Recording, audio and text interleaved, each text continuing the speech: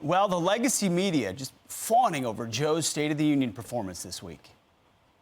He certainly met the moment. He ain't scared of the Republicans. He had a lot of moments where he was kind of trolling them. I've never brought that much energy to the 10 p.m. hour. I thought the speech was very high caffeine. I think Joe Biden woke up this morning, had a cup of coffee, and had his Wheaties. It was like a punch in the face to every Republican in the room, and that's how it started. Everybody knows that this was a great speech. Everybody knows. But what does Fox News contributor Joe Concha know? And what does he think? He joins us now. Joe, what do you think? I think that everybody is misreading what happened on Thursday night, Pete. And here's what I mean. The president, what was it called? Marco Rubio called it a proof of life speech, right? All right. He showed that he has vigor and passion and can really loudly give a speech, right? But that's what it was. It was a speech. It's in a teleprompter. The State of the Union is the most choreographed event that we see in politics. Let me see what happens if you put Joe Biden on a stage, Pete, up against Donald Trump for 90 minutes, and suddenly that teleprompter goes away. Suddenly the cheering crowds go away. And he has to defend his record based on his own mind and his own acuity. Then I want to see what happens. In other words, Biden showed he could read a teleprompter. And he prepped for that speech for a week. It was at Camp David for 5 days, right? He had no events. Great. You could do that.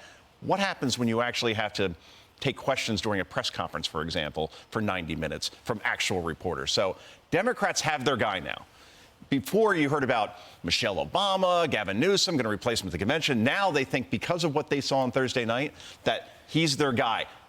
But don't count on that too much. This is the max headroom presidency. Well, but you're confirming that their audience for this was the very people we showed fawning. I mean, they needed to consolidate support amongst their base that Joe was capable. So it was a really low bar, and he met that low bar by yelling loudly enough. Like jumping over a speed bump. But this was a speech for the MSNBC audience, the CNN audience, the Washington Post, New York Times. What he needed to do was show people in places like Georgia, Arizona, Nevada, Wisconsin, Pennsylvania, and Michigan, those 6 states that decide elections, that he understands their pain. Like Bill Clinton once said, I feel your pain. You can't talk about how we have the greatest economy in the world and the lowest inflation in the world, which was a lie, by the way.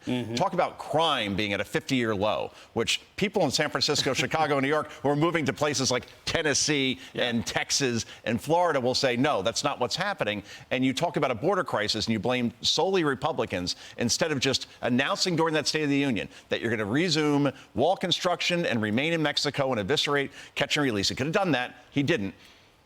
That's the thing. I base people on their actions, not their words. And Joe Biden gave us a lot of everything is great, everything is awesome, but people in those states that we talked about that matter heard that and said, you don't feel what's going on in the country right now. Yeah, but it did its job for his purposes of temporarily clearing the field for now on the Democrat side and quelling the doubts. By the way, the only construction they did talk about was a port in Gaza. No border wall construction, just building a new port. You're military. Does this feel like Lebanon all over again? It's a super dicey situation. Yeah. Absolutely. We will be putting troops in a very vulnerable position. There'll be more on that coming up, no doubt. Indeed. All right, Joe, thanks for checking the media for us. Great to see you on this Saturday morning. It's been a slow week, so it's great to get back in. Oh, yeah. Yeah. Get a nap in. Get a nap I'll try. I'm Steve Ducey. I'm Brian Kilmeade. And I'm Ainsley Earhart. And click here to subscribe to the Fox News YouTube page to catch our hottest interviews and most compelling analysis.